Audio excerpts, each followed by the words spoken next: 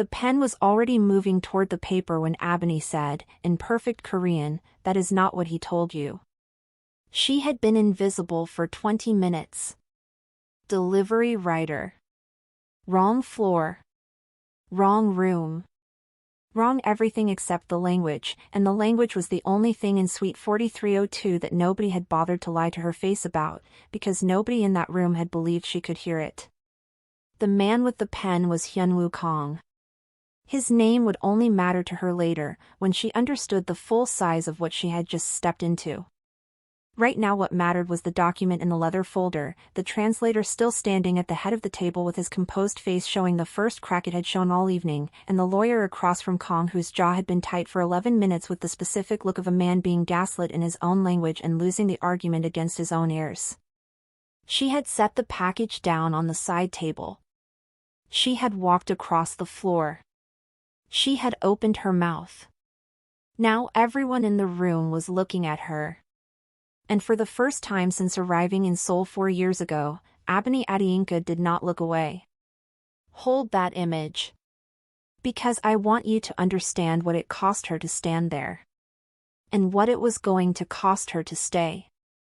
The Mapogu streets were still wet at 9 p.m., and Abeni's second-hand Honda split the city lights into shards across every puddle she rolled through on the way north. Seoul at street level was loud and close and dense with tired people, and she was one of them, gray zip-up, box braids tucked under the helmet strap, crossbody utility bag flat against her hip, 6 drops done and 3 left and a phone at 42%. Juno's voice hit her earpiece too loud, the way it always did, like the man was standing directly behind her head instead of across the city in the Yeongdongpo dispatch office. Package 7 to 14 confirmed at the Mirae Tower north entrance. 43rd floor. They want the signature before 9:30. Copy, she said. 2 more after that.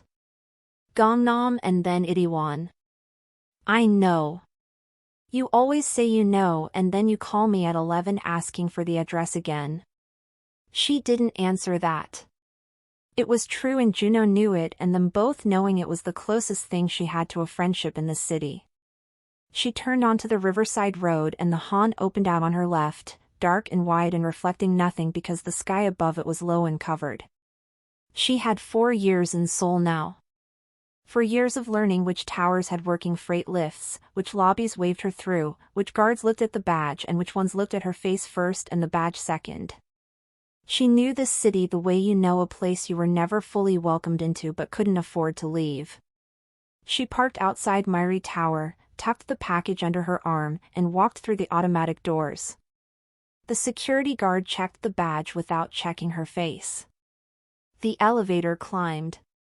She was thinking about nothing except the Gangnam drop and whether Juno would reassign Itaewon if she asked nicely. She had absolutely no idea that she was being carried toward the moment that would cost her everything she had built in the city, and give her back something she had stopped believing she still owned. There was a Pojangmaka cart on the pavement outside Mirae Tower, a low-covered stall with orange plastic stools and a gas burner going beneath a pot of fish cake broth. 2 construction workers in muddy boots sat eating. A university student in a puffy green coat held a paper cup with both hands the way you hold something when the rest of you is cold. Abeni had stopped at this cart 4 times in the past month. The old man running it always looked at her braids first, then her badge, then her money, in that order, and then served her without anything extra. She didn't mind. She had grown up measuring welcome in smaller units than most people used. Her father, Professor Adeyinka, had spent 22 years in Lagos teaching Korean language and linguistics at the University of Lagos. He taught it the way a man teaches something he believes in completely, through repetition and through meaning, not just the words but the weight behind them, the way a Korean sentence could carry an entire relationship in a single verb ending. He taught Abeni alongside his students. By the time she was 12 she could already hear the difference between someone repeating sounds and someone actually understanding what the sounds were doing. He died of a stroke 3 weeks after her 23rd birthday. What he left her, his last semester's lesson notes, his dictionary, a photograph above the kitchen sink, and a language that belonged to a country she had never lived in and suddenly had every reason to move toward. She came to Seoul because Seoul was the place the language lived.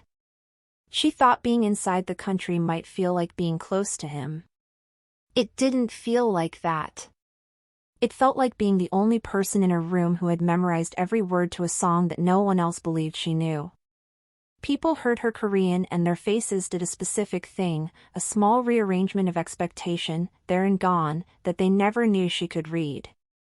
She had learned to preempt it by saying as little as possible. She kept her Korean the way she kept his photograph, in a place she didn't have to explain to anyone. The elevator opened on 43. She stepped out, package under her arm, badge on her chest, and walked toward suite 4302, carrying the most useful thing in that building without a single person inside it having any idea. The room had been designed to make certain people feel small without ever saying so. Dark timber paneling. Low amber light. A chandelier over the central table that cost more than Abeni earned in a year. Through the floor-to-ceiling windows behind the men, the entire Seoul skyline spread out like something they personally owned. The man who let her in was broad-shouldered and unhurried. He pointed at the side table by the entrance without speaking and turned his back on her completely, which was the clearest possible way of communicating that she had already stopped being relevant to the room. Abeni set the package down and stood with the delivery receipt in her hand and waited. Through the half-open connecting door she could see 3 men arranged around a long polished table. The man at the head of it was clearly in charge, not because anyone said so, but because of the way the other 2 oriented themselves toward him, the way people orient toward a fixed point they can't help noticing. Dark charcoal suit. White shirt, collar open. Hair slicked back from a broad forehead. He held a pen loosely in his right hand above a document in a leather folder. The tattoos on his fingers caught the light when he shifted. Hyunwoo Kong, though she didn't know his name yet. Across from him, a smaller man in a pale gray blazer, neat, composed, whom she would later learn was the legal consultant, Cho Byung-soo. Between them, standing, was a third man, slim, dark crewneck sweater, hair swept to one side, speaking in Korean with the smooth professional confidence of a man paid to make things feel easy. Min Jae-suk. The translator. Cho Byung-soo spoke first. Careful and measured. He said in Korean that the liability clause in Section 4 created direct legal exposure for the primary signatory and needed to be rewritten before any signature was appropriate. He said this with the weight of a man who meant every word. Min Jae-suk listened with his head tilted, waited 1 full second, and then turned to Kong and said in Korean that the consultant was comfortable with the current clause structure and felt the timeline was reasonable. Abeni's hand tightened around the delivery receipt. She had not moved.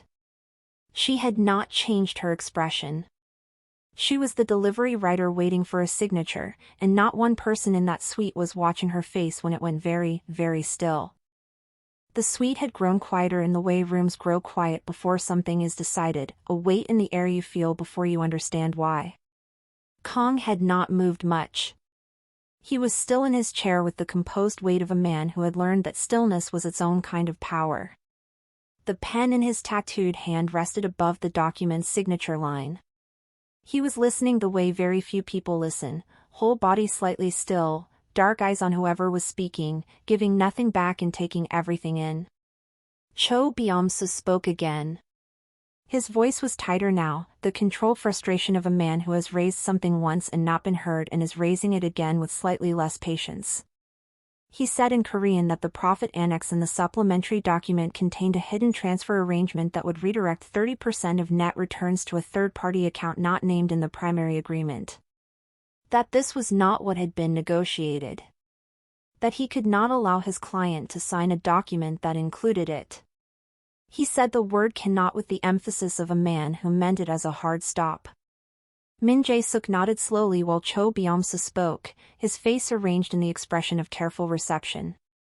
Then he turned to Kong and said in Korean that the consultant was pleased with the efficiency of the annex structure and felt it reflected well on all parties. Cho Byung-soo's jaw tightened. He had heard his own words come back as their opposite and he could not say so directly, not without proof, not in front of the man who had hired the translator. So he sat with it. His hands on the table were very still in the way hands go still when a person is working hard not to show how they actually feel. He looked like a man shouting inside a room nobody else could hear. Kong made a small sound of acknowledgement and shifted his grip on the pen, from a loose hold to a writing hold, the tip angling downward toward the signature line.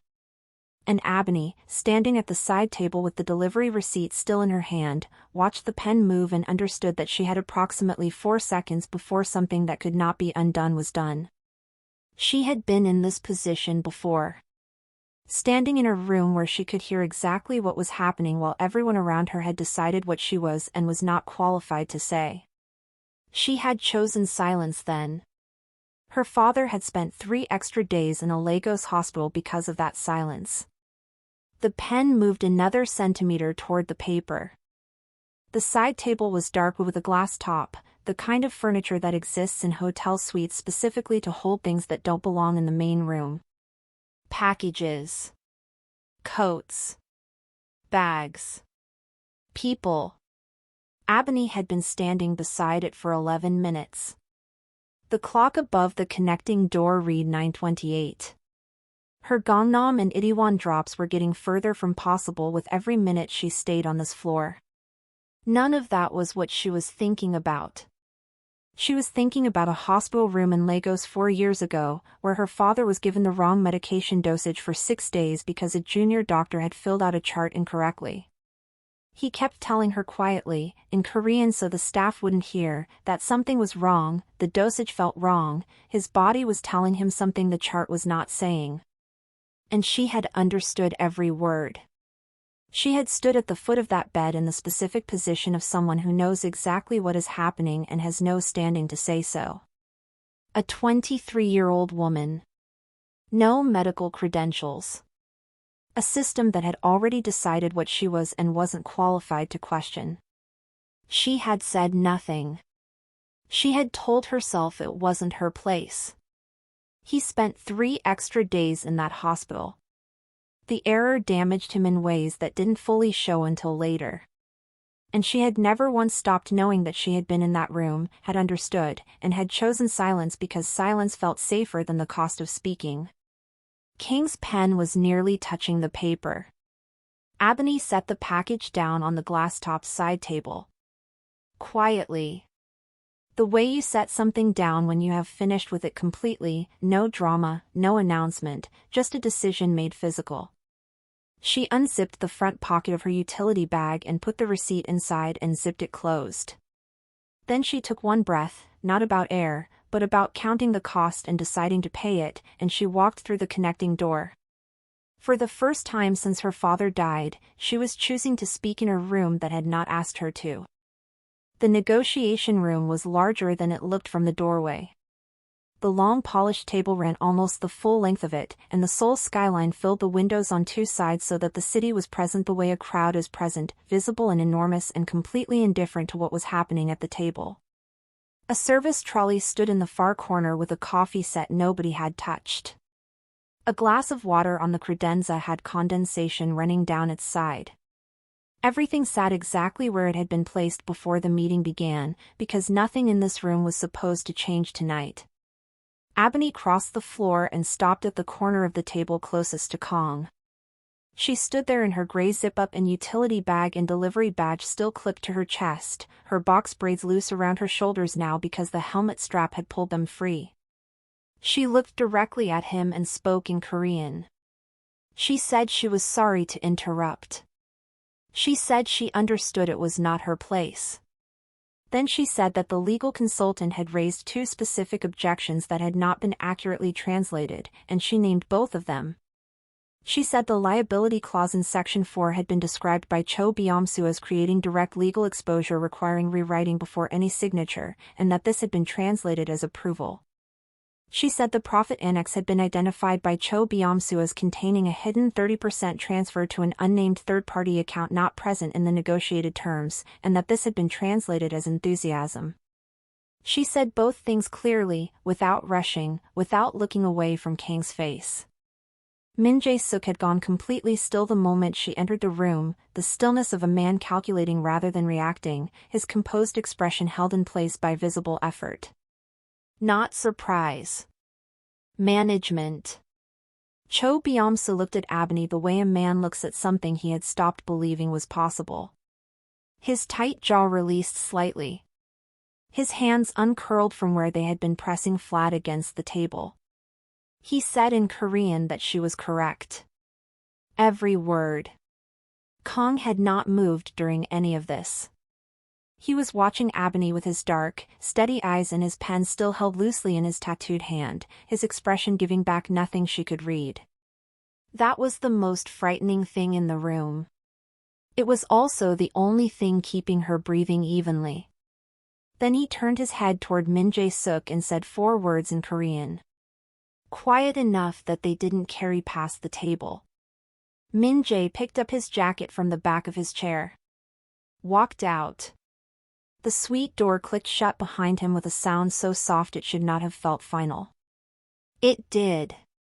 Abeni was still standing at the corner of the table when she understood that the 4 words Kong had said were words she had understood completely. And that Kong did not yet know that. The lobby of Mirae Tower at 9:40 was still populated, 2 guards at the security desk, a third near the revolving doors, a cleaning crew moving slowly across the marble floor with a wheeled mop bucket that squeaked on every third push. 2 men in business suits near the elevator bank were already on their phones, unbothered by anything around them. Abeni came out of the elevator with the building's head of security beside her. Tall man, navy uniform, radio clipped to his shoulder. His name was Park Sung-do, and he had appeared at the door of Suite 4302 less than 3 minutes after Min Jae-suk left, which told her that someone had been watching on camera and had made a call the moment she walked through the connecting door. Park Sung-do had not been unkind. He had simply appeared, said in Korean that he would need to escort her out, his voice carrying the professional flatness of a man who had decided not to make a job worse than it needed to be.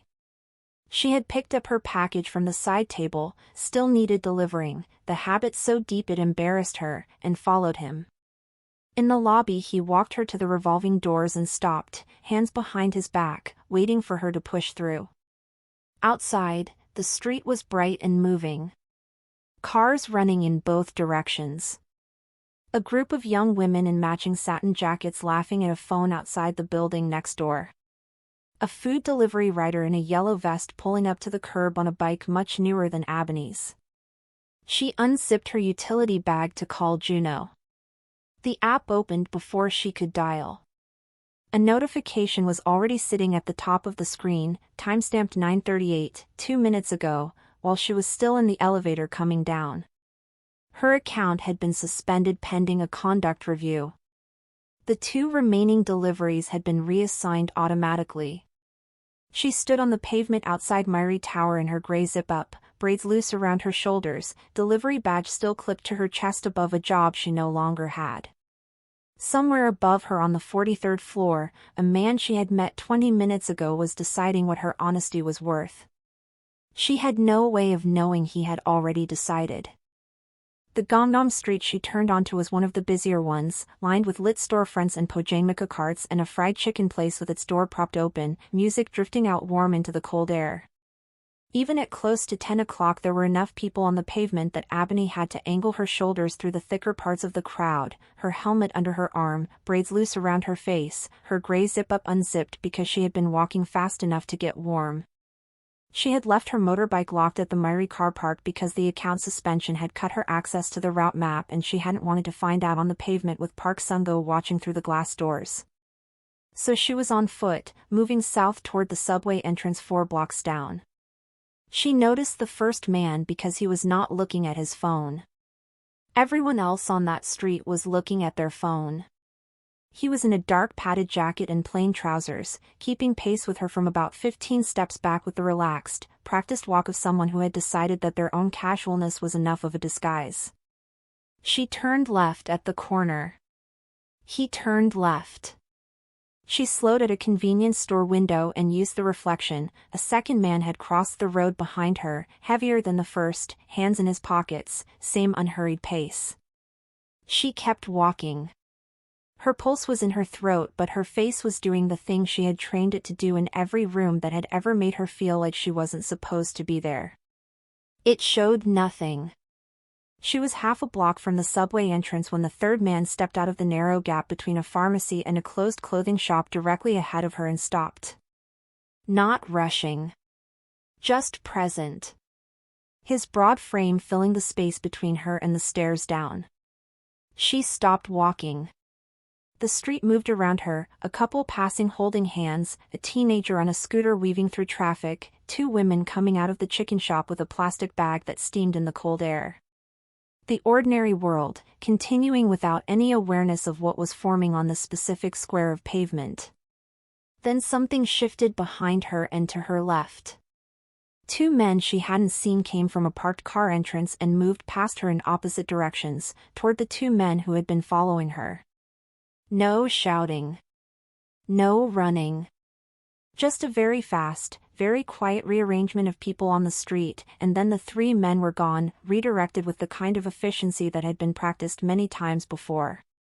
The pavement looked exactly as it had before. Abeni was standing in the middle of it, breathing harder than she wanted anyone near her to see. Her phone rang. Unknown number. She stood under the orange light of the convenience store sign with strangers moving past on both sides, and she answered it. Miss Adeyinka. His voice was the same as it had been in the room. Measured, unhurried.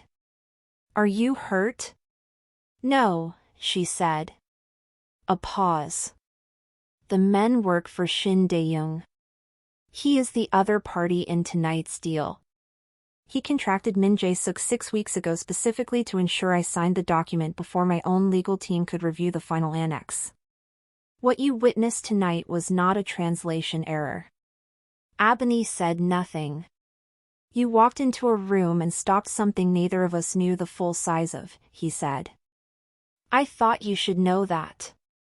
The line went quiet. She stood there under the orange light with steam from the chicken shop drifting past, the couple still visible further down the street, still holding hands. And she understood for the first time that the 4 words Kong had said when Min Jae left the room, the 4 words she had been carrying in her chest since the moment she heard them, were not words she was supposed to have understood at all. The rooftop of Abeni's building in Mapo-gu was not the kind of rooftop anyone had designed for people.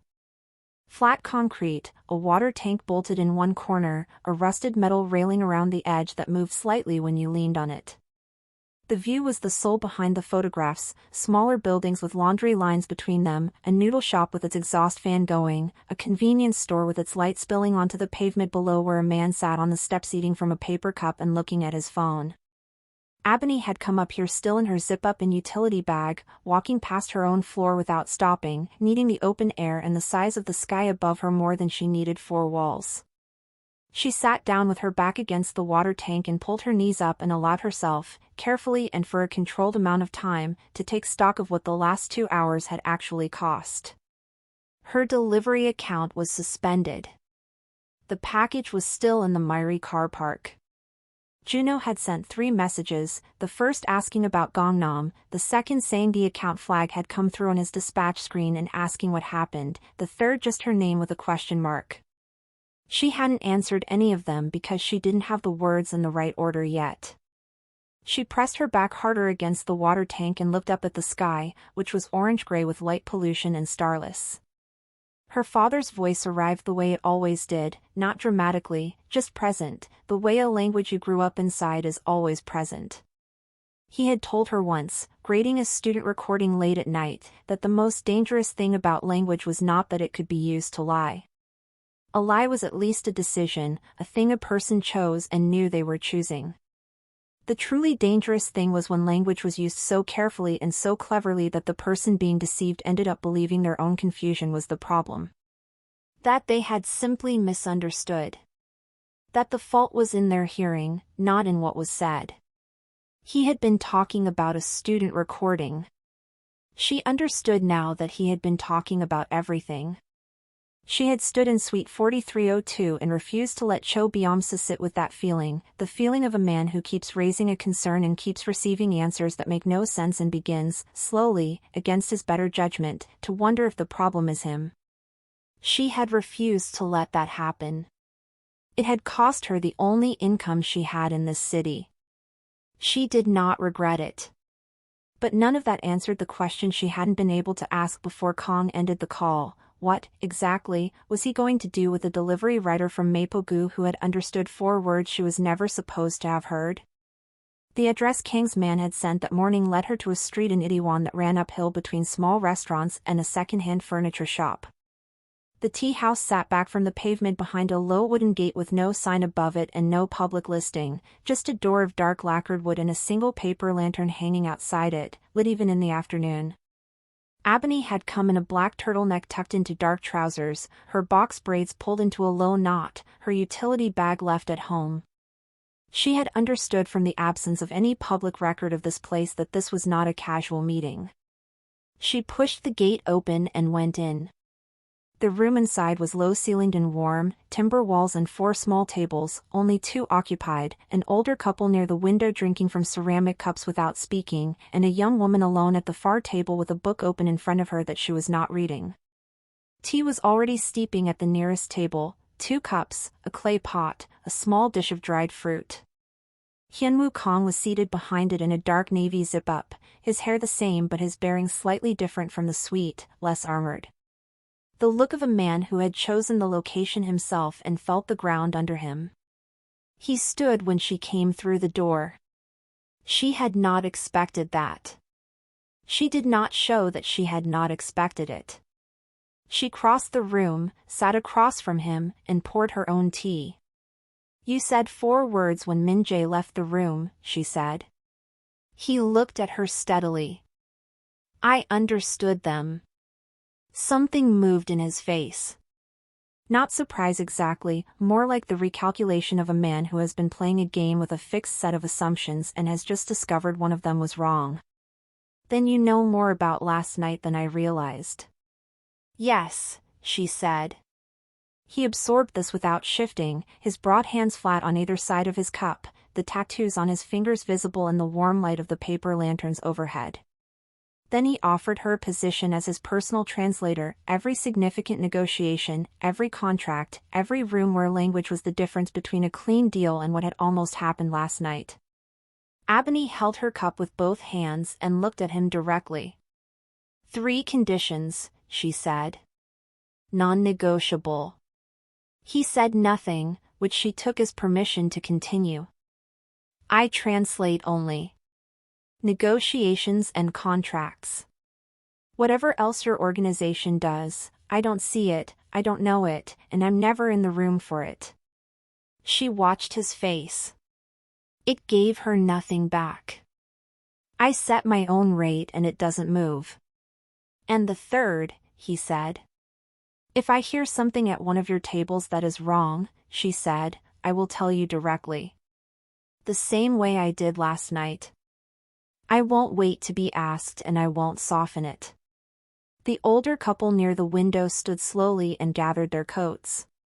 The woman smiled at the man as he held the door and they went out together into the Itaewon afternoon. The room was quieter after they left.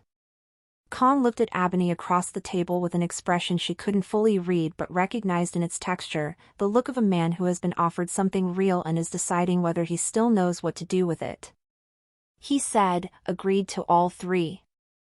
The word sat between them in the warm room like something that had not finished arriving yet. 3 weeks moved through Abeni like a different kind of weather. Not the grinding cold of the delivery circuit, something with more pressure in it. The kind that makes you aware of your own breathing. The first session was in Uedo, a shipping consortium boardroom on the 19th floor of a building that faced the Han River. She arrived in a charcoal blazer over a white shirt, braids down, her utility bag replaced by a slim document folder she had bought the evening before, because she understood that what she was carrying said something about who she was in that room, and she had decided carefully what she wanted it to say. The river was visible through the glass wall behind the consortium's lead negotiator, flat and gray in the morning light, a tourist ferry moving slowly across it. Abeni sat beside Kong and translated everything. Every objection raised, every clause questioned, every moment where the person across the table said one thing and meant something slightly different underneath it. She translated the underneath parts too, not by adding words that weren't there, but by choosing Korean equivalents that carried the same weight as the original, so that nothing was lost in the crossing. The consortium's lead, a heavy-set man named Yoo Byung-chul who had come in expecting to control the pace, left the room looking like a man who had underestimated the preparation on the other side and knew it. The second session was a private dining room in Apgujeong, smaller and closer, dark wood paneling and a single window overlooking a courtyard where a restaurant below had its lunch service running. The sound of dishes and conversation drifted up faintly while the men above discussed numbers that had nothing to do with lunch. Abeni wore a deep green wrap top with dark trousers, braids pinned back at the sides. She noticed that Kong had begun reading the room differently since the first session, his attention moving in a wider arc, catching the things that happened in the edges and the pauses, because he now knew the person beside him was also reading those things and would tell him if they mattered. It changed how the room felt to everyone in it without anyone being able to say exactly why. The third session was a legal review in a glass tower in Songdo, all clean lines and floor-to-ceiling transparency, the kind of building designed to make everything visible. She wore a structured cream jacket over a black top, braids loose, a different folder. Navy this time. Juno had texted her twice in 3 weeks, once to ask how she was, once to say the delivery circuit was quiet and one of the new writers kept calling him the wrong name. She had replied to both and meant it and had not thought much about the motorbike still in the Mirae car park, because some things you leave in the place where the version of you that owned them no longer exists. When the Songdo session ended and the lawyers were packing their folders, Kong crossed the room toward her and took a small envelope from the inside pocket of his jacket. Cream-colored. Flat. Her name written across the front in Korean characters, in handwriting that was careful in the specific way that care is visible when someone has taken longer than necessary over something. He held it out and she took it. He went back to the lawyers without explaining it. She stood in the glass tower in her cream jacket with the envelope in her hand and did not open it. Did not open it in the elevator. Did not open it on the street outside. She was not ready to examine too closely why the handwriting alone had made something in her chest go very, very quiet. The street along the lower edge of Abeni's neighborhood in Maplegu had a ginkgo tree growing out of the pavement halfway down the block. An old tree that nobody had planted on purpose, that had simply decided at some point to be there and had kept being there until the city had no practical choice but to accommodate it, its roots pushing up through the concrete in a slow, persistent split that the city had patched twice with gray filler, and the tree had cracked open again both times without any apparent awareness that it was supposed to stop. Abeni was standing under it in the early evening in her cream jacket and dark trousers, braids loose, document folder under her arm, having walked past her building without fully deciding to. The street was alive in the ordinary way of that hour, a woman in an apron sweeping outside a small grocery, 2 school-aged boys racing each other on the pavement with their backpacks bouncing, a man on a folding chair outside a shoe repair shop listening to a trot ballad from a radio on the ground beside him, a sound from a different decade drifting into this one. Abeni took the envelope from her jacket pocket. The cream card stock was heavier than it looked. She opened it. One card inside. His handwriting. 4 Korean words arranged in a single line. She read them the way she read everything, fully and immediately, the meaning assembling itself in her chest before her eyes had finished the last character. Her lips moved slightly. The street kept moving around her. The boys ran past the end of the block. The radio played. She stayed very still for a moment, the way you stay still when something has arrived that you were not prepared for even though you had been waiting for it. Her phone rang. She looked at the screen and already knew. She answered. Did you read it? Not a question. He already knew too. She looked up at the ginkgo tree above her, at the place where its roots had split the pavement and kept growing anyway, and she said his name. Hyunwoo. The silence on the other end changed. That almost imperceptible shift, the slight change in the quality of quiet that happens when a person receives something they had not fully let themselves expect. She knew the texture of that silence. She had spent 3 weeks learning the difference between his silences the same way she had spent her childhood learning the difference between what Korean sounds like when it means what it says and what it sounds like when it is hiding something. This one was not hiding anything at all. Which was the most exposed she had ever heard him. She did not say yes. She did not say no. She put the card back into her jacket pocket and pressed her hand flat against it for one moment, feeling the card stalk through the fabric. Then she started walking. Not back toward the subway.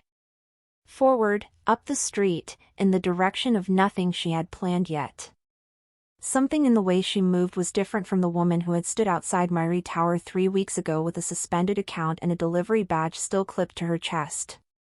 Different in the specific way that people move when they have stopped subtracting themselves from the space they are walking through. The street in Mapogu continued being exactly what it was, loud and small and lit by the ordinary light of an ordinary evening, completely unbothered by the fact that somewhere inside it a woman was carrying 4 Korean words against her heartbeat and had just said a dangerous man's first name out loud for the first time and had not looked away from what it meant. The Udo Riverside walkway was wide and open on a Saturday afternoon, the Han spread out flat and silver on the left, the city running along the far bank like something that had always been there and always would be. Cyclists moved past in both directions. A family with a stroller. An older man in a yellow windbreaker walking a small dog that stopped every few meters to investigate the pavement. Abeni was seated at one of the outdoor tables of a small cafe built into the riverside promenade, in a loose cream linen shirt tucked into wide-leg trousers the color of river clay. Box braids falling loose and unbound. No badge. No utility bag. No document folder. Just a coffee and the light and the water moving past. Across the table sat a young woman named Dara. 22 years old. Nigerian. 1 week in Seoul. She had the particular look of someone who had not yet learned how large a city could make you feel. Juno had given Dara her number with the loyally uncomplicated instinct of a man who connects people who need connecting and never asks for credit. Dara spoke Korean the way Abeni recognized immediately, accurately, but without the underneath parts. Without the weight behind the words.